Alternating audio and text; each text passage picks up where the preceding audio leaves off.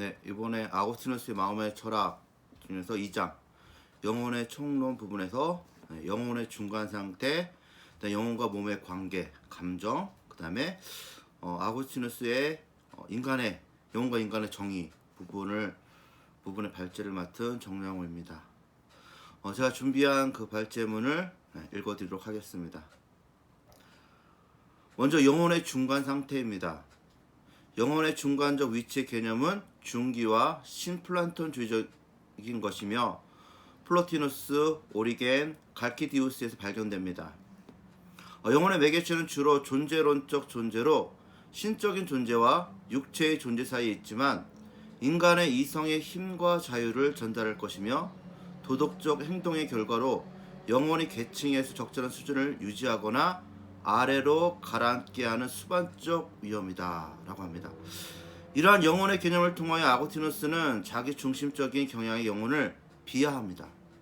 아고스티누스가 흔히 죄의 근원으로 정의하고 하나님의 배반적인 모방과 동일시한 자존심은 궁극적으로 인간으로서 주인이 아닌 순서에 따른 자기 주장에 대한 욕망이기 때문이다 라고 합니다. 자존심은 최고의 영적 가치를 향한 영혼의 정의롭고 경건한 열망과 혼동해서는 안 되며 오히려 자기 자신에 대한 사랑보다 신을 사랑하는 것이 더 바람직하며 역설적으로 자신의 중간적 위치로의 동화는 동물적 수준에서의 도덕적 타락이나 다름없다라고 합니다. 그러면서 아고스티누스의 글을 인용해 놓았는데요. 제가 읽어드리겠습니다. 그러므로 그것은 자신의 것을 덜 사랑할수록 신에게 더 가까워진다. 그러나 자신의 힘을 시험해보고자 하는 욕구를 통해 일종의 내재적 경향에 의한 어떤 중간 상태 그 자체로 떨어진다. 그래서 그가 있는 그대로가 되기를 바라지만 그 어느 누구에게 속하지 않고 심지어 그것의 중간 단계에서부터 가장 낮은 단계, 즉 동물들이 즐거워하는 것들로까지 처벌의 방법에 의해 아래로 내려간다. 자기 존재의 중심으로서의 자신을 시험하거나 실험하는 것은 자기 자신의 가치의 상실, 즉 초월적이고 신적인 선을 선호함으로써만 성취되고 유지될 수 있는 것의 상실, 다시 말하면 다음과 같은 결과를 가져온다고 합니다. 그래서 억압된 영혼은 말하자면 행복으로부터 자신의 무게에 의해 밀려나며 그 자신의 중간 상태를 시험하는 것을 통해 자신이 남긴 선과 저지른 악 사이의 차이가 무엇인지 그 벌로 알게 된다. 다시 한번 우리는 그러한 타락을 존재론적이라기보다는 윤리적이라고 이해한다고 합니다. 주체인 영혼의 본질적인 본질에는 영향을 미치지 않는다는 것입니다. 그 이유에 대해서 다음과 같이 기록하고 있습니다.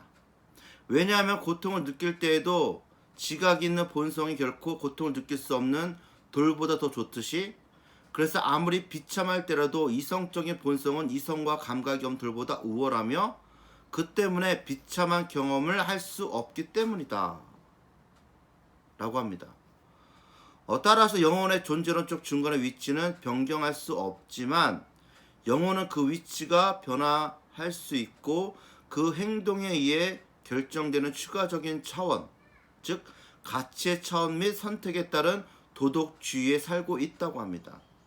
그것의 선택이 옳아야만 말하자면 윤리적이고 존재론적 입장이 일치할 것이다 라고 합니다.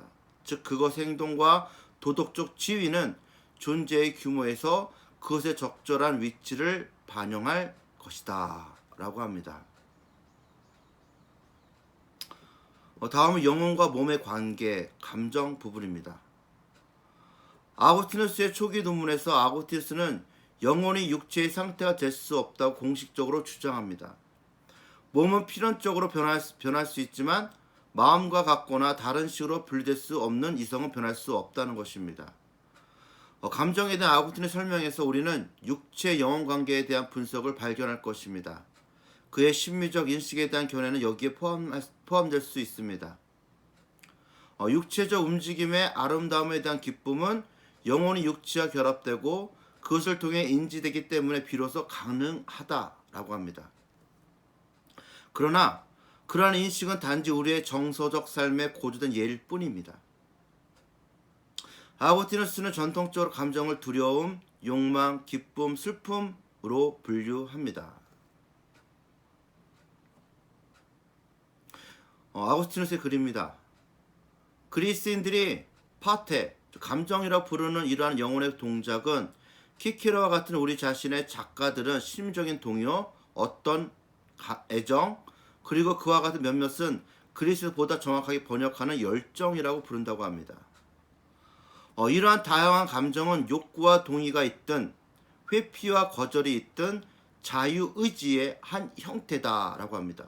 그들이 반감을 드러내는 방식으로 표현하는 한 육체보다는 영혼의 타락이다. 따라서 아구스티누스는 플라톤주의자 주장 고수한 의견에 동의할 수 없다고 합니다.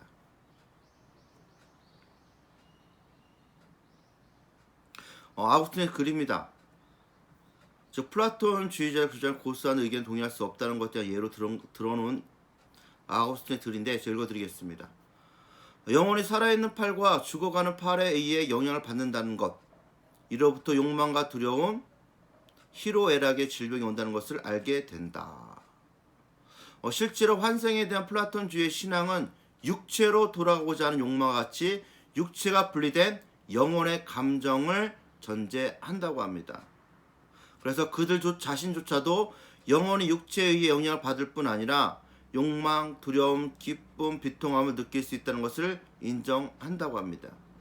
이 때문에 아구스티누스는 감정을 고통, 쾌락, 질병 같은 신체 열정과는 반대로 마음의 열정으로 여긴다라고 합니다. 열정에 대한 그 개념은 비이성적인 움직임으로 인해 교란되는 합리적인 능력을 수반한다. 이성이 결여된 동물들은 감정을 가지고 있지 않다. 동물들에게는 감정과 어떤 유사성이 그 안에서 인식될 수 있지만 감정을 가지고 있지 않다는 것입니다. 따라서 아구스티누스는 육체 영혼 병행 관계를 사용하면서 마치 몸이 우주에 담겨 있는 것처럼 한 장소에 들어있기 때문에 영혼의 감정은 영혼의 장소라고 말할 수 있다고 합니다. 이러한 동기는 하나님과의 영적 근접성 또는 하나님과의 멀어지는 맥락이 발생한다고 하는데 이와 관련된 비교는 다음과 같습니다. 우리의 감정은 우리 각 개인이 가지고 있는 감정에 따라 가까이 가지고 있는 사람에 따라 신에게 가까이 다가오거나 혹은 멀어져 간다. 따라서 아구스티누스는 스토아 철학자가 준 감정에 대해 생리학적 설명이 채택할 수 있을지라도 영혼의 육체적 조건화를 비유적으로만 표현할 수 있다고 합니다. 우리의 애정은 영혼의 움직임이다. 기쁨은 영혼의 연장이다. 슬픔은 영혼의 수축이다. 영혼이 앞으로 나가는 것을 갈망한다. 영혼의 비행을 두려워한다. 이 모든 것이 영혼의 육체 조건화를 비유적으로 표현한 거라고 말하는 것입니다. 따라서 창백함, 붉어짐, 떨림과 같은 신체적 변화나 장애는 비록 그것들이 또한 몸의 음식이나 액체의 존재와 같은 물리적 요인에 의해 야기될 수 있더라도 심리적 원인, 공포, 수치심, 분노, 사랑을 가질 수 있다라고 합니다. 영혼의 감정적 삶의 상대적 자율성에 대한 믿음은 또한 철학적인 현자와 감정에 대한 스토아적 견해에 확대된 논의의 기초가 된다고 합니다. 즉 현자는 실제로 정욕을 겪지만 그의 이성이 그 효과를 조절하고 최소화한다는 플라톤주의와 아리스토텔레스적 견해는 사실상 스토아적 입장과 동일하다는 것입니다. 아구스티누스는 바다 폭풍 속에서 스토아 철학자들과 관한 일화를 길게 늘어놓는데 그 일화는 철학자가 분명히 공포를 느끼지만 나중에 에피텍투스의 가르침에 대한 언급으로 두려움을 방어한다는 것입니다. 이 가르침은 특정한 감각들이 이성의 통제 밖에 있다고 주장하는 것입니다. 즉 현자의 판단은 비록 그것이 필연적으로 그것들을 겪지만 합리적으로 바라거나 피할 것들에 대한 진실하고 안정적인 판단으로 유지된다. 그래서 아마도 스토아주의자들은 현자에게 영향을 주지 않는다고 말할 것이다. 왜냐하면 감정은 결코 실제로 지혜롭게 처신한 지혜에게 어떤 오류나 어떤 오점을 동용하지 않기 때문이다. 아구티누스는 스토아 교리에 대한 이러한 해석을 하고 있는데, 그는 관찰된 바와 같이 플라톤주의와 아리스토텔레스 견해인, 즉 자신의 견해와 조화를 이루고 있다고 이해합니다. 이성이 못지않게 비합리적인 능력은 인간의 영혼에서 신적으로 창조된 부분이기 때문에 이성의 지배를 받고 그것에 의해 절제된다면 그 감정은 자연스럽고 선한 것이다. 분노나 공포와 같은 어떤 감정들은 노력 없이 통제될 수 없다는 것은 원죄의 결과라기보다는 자연스러운 감정적 충만함이 덜한 문제이다. 그러므로 감정과의 투쟁은 도덕적인 것으로서 누군가가 말하듯이 그들의 적절한 사용에 대한 질문이다. 우리는 이것에 대해서 물어서는 안 된다고 합니다. 그리고 감정은 의지 형식이기 때문에 각각의 경우에 있어서 의지의 경향에 따라 선악으로 간주된다고 합니다. 그러므로 도덕적으로 옳은 의지는 선한 사랑이고 그릇된 의지는 악한 사랑이다. 그렇다면 사랑받는 것을 갈망하는 것은 욕망이다. 그것을 갖고 즐기는 것은 기쁨이다. 그리고 그것에 반대되는 것을 도망치는 것은 두려움이다. 그리고 이것이 그것에 영향을 미쳤을 때 그것에 반대되는 것을 느끼는 것은 슬픔이다. 이제 이러한 감정은 사랑이 악하면 악이고 선하면 선이다. 라는 말로 의지의 경향에 따라 선하고 간주된다는 것에 대한 주장을 받쳐주고 있습니다. 선한 감정은 복된 삶의 전조이며 악한 감정은 행위를 하지 않았더라도 벌을 받을 것이다. 그러므로 죄인에게 화를 내고 그들의 사정을 바라거나 공경에 처한 사람들에게 미안하고 그들을 돕기를 바라거나 연민과 동정심을 느낄 수 있다. 감정은 도덕적으로 선한 자와 도덕적으로 나쁜 자에게 똑같이 느껴진다. 그것들은 우리의 심리적 조건에 피할 수 없는 특징이다. 따라서 아우구스티누스 현자의 안정된 상태와 감정 사이의 스토아적 구분을 불필요하게 발견합니다. 스토아주의자들은 현자에게서 욕망보다는 의지, 기쁨보다 광기, 공포보다 주의를 느낀다고 주장했습니다. 고통에 상응하는 안정 상태는 없다는 것입니다. 아구스티누스 세상적인 작가들 뿐 아니라 성경이 안정된 상태의 감정을 나타내는 용어를 무차별적으로 선한 것과 유사한 것을 적용하고 있습니다. 그의 의견은 다음과 같이 느끼고 있다고 합니다. 선악은 욕망과 공포와 기쁨을 같이 하지만 전자는 선악으로 후자는 그들의 의지에 따라 옳고 그름에 따라 나쁜 방식으로 후자는 선하게 또는 악하게 된다 라고 합니다. 그러나 그러한 정서적 경험은 미래의 삶이라기보다는 우리의 역사의 특징이다 라고 합니다. 우리는 이러한 감정을 인간 상태의 약점 때문에 경험하는 그리스도와 달리 경험한다고 합니다. 그러나 한편으로 이런 삶에서 그것을 느끼지 않는 것은 우리 삶의 질에 어떤 결핍을 의미할 것이다 라고도 합니다. 그러므로 이러한 감정들은 적절히 표현된다면 결점이나 병적 열정이 될 수 없다. 따라서 아구스티누스는 무아의 스토아주의 승인, 즉 아파테이아를 비판할 것이라고 합니다. 그것이 바람직한 상태가 아니기 때문이 아니라 오히려 우리의 현재 삶에서 얻을 수 없는 것이기 때문이라는 것입니다. 아구스티누스 육체에서 분리된 영혼에게도 사랑과 기쁨의 감정을 인정합니다. 마찬가지로 영혼도 고통을 경험할 수 있다는 것입니다. 영혼과 인간의 정의입니다. 아구스티누스에게서 인간에 대한 논의의 순서는 다음과 같습니다. A. 인간에게 좋은 것은 무엇인가는 인간의 행복의 조건. B. 인간의 정의는 무엇인가? C. 인간의 명시적인 정의를 고려할 때 사람은 A에 대한 대답을 계속할 수 있다. 즉 인간의 행복의 조건에 대한 대답을 계속할 수 있다고 합니다. 아구스티누스가 철학자 바로가 속한 철학적 전통에 의해 주어진 최고선의 정의에 동의하지 않을지라도 그는 인간에 대한 바로의 정의를 육체와 영혼의 복합체로서 받아들이지는 않을 것이다 라고 합니다. 그러면서 아우구스티누스 그를 인용합니다. 사람 전체가 아니라 사람의 더 좋은 부분은 영혼이다. 사람 전체가 육체도 아니다. 그러나 그것은 사람의 더 낮은 부분이다. 그러나 각각이 서로 결합할 때 그것을 사람이라 부른다. 네. 육체와 영혼을 나누고 있습니다. 즉 육체는 하등한 것, 영혼은 더 좋은 것으로. 그러나 둘이 결합했을 때 사람이라고 부른다는 것입니다. 그러나 아구스티누스 인간을 육체를 이용하여 영혼으로 규정하는 알키비아데스 1세에 유래한 전통의 영향을 받는다고 합니다. 그러므로 인간은 한 사람이 보이는 것처럼 필멸과 세속적 육체를 사용한 이성적 영혼이다 라는 것입니다. 그러나 그는 영혼은 인간이다라고 확신할 정도로까지 가지 않을 것이다 라고 말합니다.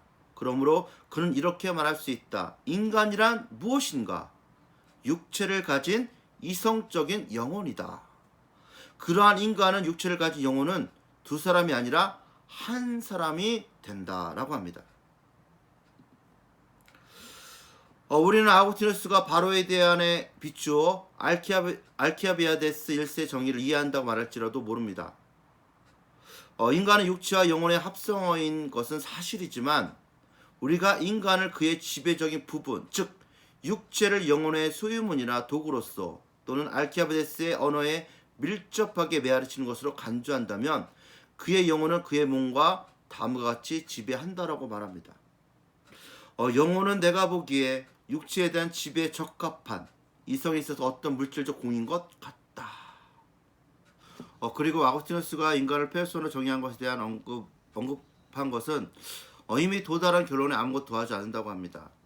삼위일체론적인 맥락에서 아구스티누스는 히포스타시스의 번역으로 다소 꺼림칙한 면이 있지만 페르소나를 사용합니다. 예비적이고 종종 전통적인 페르소나 정의에서 우리는 아구스티누스를 유럽 전통에서 나중에 이런 종류의 추측의 전자를 만들 수 있는 것과 같은 사람이나 인격 또는 자신의 개념의 흔적을 발견하지 못한다고 합니다. 그렇다고 해서 아구스티누스가 때때로 인간의 자아라는 의미에서 페르소나를 자아와 동일시할 수 없다는 것은 그 사람의 감정이나 정신력이나 활동과는 구별되는 것이 아니다라고 합니다. 그러면서 다음과 같이 아구스티누스의 글을 인용합니다. 이 세 가지, 즉 기억도 이해도 사랑도 아닌 내가 이 세 가지를 소유하고 있다. 그렇다면 이 세 가지를 소유하고 있는 한 사람을 주장할 수 있지만 이 세 가지는 아니다 라고 말합니다. 또한 고백록과 같은 작품에서 개인의 감정과 심리적 동기에 대한 풍부한 관찰적 세부사항이 있다는 것을 부인할 수 없습니다.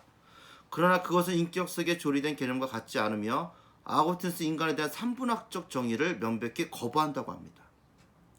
아구스티누스는 계속해서 이분법적 견해와 일치하는 데살로니가 1서 5장 23절 및 이와 유사한 성경 구절에 대한 설명을 제공합니다. 영은 혼에 특별히 명명된 이성적인 능력이다.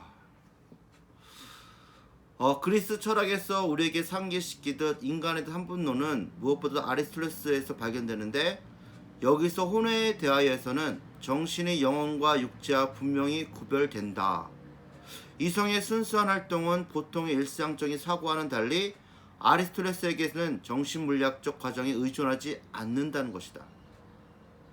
그러한 지성은 말 그대로 육체와 분리될 수 있으며 인간에게서 발견될 때에도 이뿐이라고 할 수 있다.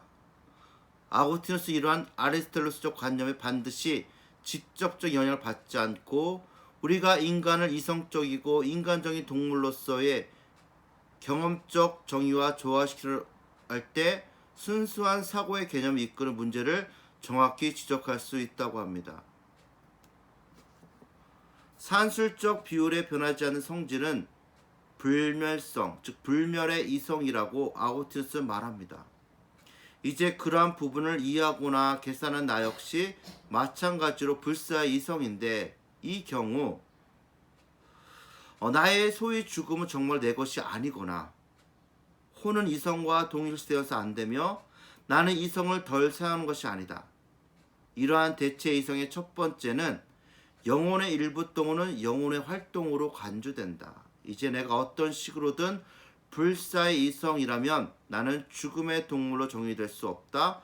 합리적이고 인간적인 두 용어는 모순되므로 후자는 나의 정의의 일부가 될 수 없다. 아고스티누스 두 번째 대안으로 무엇을 의미하는가? 분명히 다음과 같다고 합니다. 나는 순수한 지식에 대해 나의 일상의 인간적 자아를 초월할 수 있고 그래서 불사의 존재가 될 수 있다라고 합니다. 네, 여기까지가 제가 준비한 발제문입니다. 감사합니다.